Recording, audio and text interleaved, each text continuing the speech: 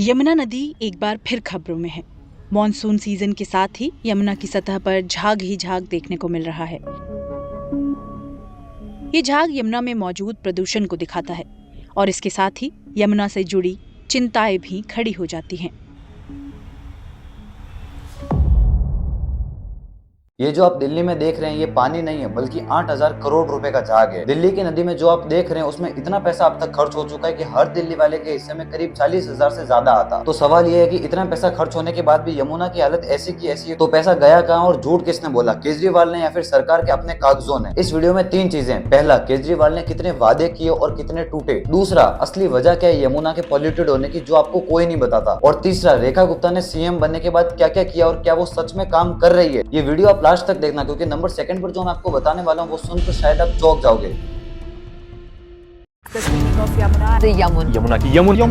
यमुना नदी यमुना रो रही है, रो रो कर कह रही है। पानी तो यहाँ का बहुत गंदा है, लेकिन यहाँ पे ये भी मजबूरी है, हम लोग का छठ पूजा में नहाना पड़ता है, इसलिए हम लोग यहाँ पे नहाने आए हैं। मैं भी चाहती हूँ कि थोड़ा ये यमुना जी साफ कराए सरकार ने भी।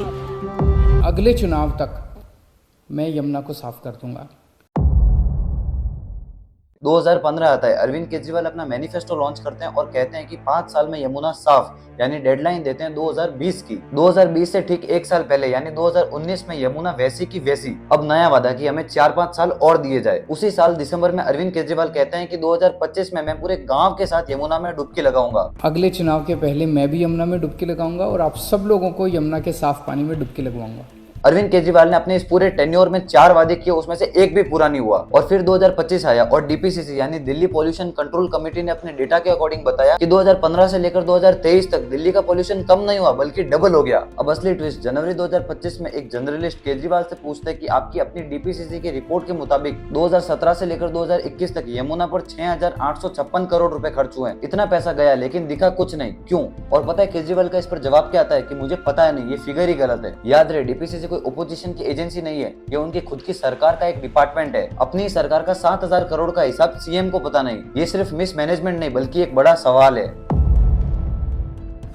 अब वो बात तो शायद आपने कभी नहीं सुनी। सबको लगता है कि यमुना फैक्ट्रीज की वजह से पॉल्यूटेड हो रही है, पर एक्चुअल में ऐसा है नहीं। गवर्नमेंट के अपने डेटा के मुताबिक यमुना में जो गंदा पानी जाता है उसका 76 से 90% हिस्सा आपके घर के सीवेज से आता है। और जो फैक्ट्री के वेस्ट पर आप सारा ब्लेम डालते हो वो सिर्फ एक उसका छोटा सा हिस्सा है। अगर एग्जाम्पल के साथ समझाऊं तो हर रोज दिल्ली में हाउस होल्ड का जो वेस्टेज होता है वो करीब 800 मिलियन लीटर से ज्यादा सीवेज नदी में जाता है। और अगर इंडस्ट्री के वेस्ट की बात करें तो वो सिर्फ 44 मिलियन लीटर, यानी हाउस होल्ड वेस्टेज से 18 गुना कम। तो वो सफेद झाग जो आप छठ पूजा के टाइम देखते हो वो सिर्फ फैक्ट्री के केमिकल से नहीं बल्कि आपके घर के सोप और डिटर्जेंट से भी आता है। और यही सबसे चौंकाने वाली बात है, जब सरकार को ये चीज पता है तो इतना पैसा सिर्फ सीवेज ट्रीटमेंट प्लांट बनाने में क्यों लगाया गया, जब वो पानी प्लांट तक पहुंचाने के लिए पाइपलाइन ही तैयार नहीं थी। और फन फैक्ट सुनो, दिल्ली की 500 से ज्यादा कॉलोनी आज भी सीवेज ट्रीटमेंट प्लांट से कनेक्टेड नहीं है।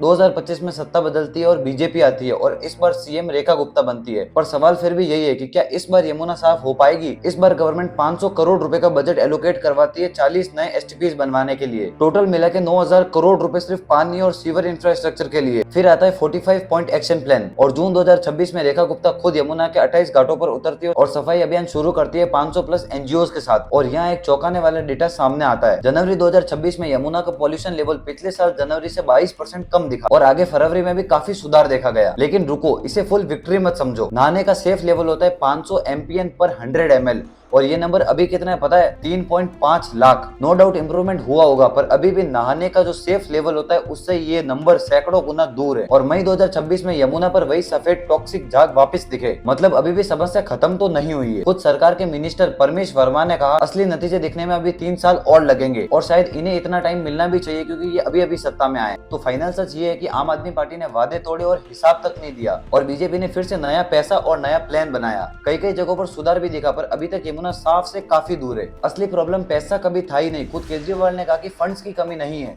असली प्रॉब्लम है काम पूरा करना, उसका कोऑर्डिनेशन करना और उसका हिसाब देना। चाहे कुर्सी पर कोई भी बैठे, सरकारें आई और गई, पैसा एलोकेट हुआ और वो भी खत्म हो गया, किसी ने हिसाब पूछा।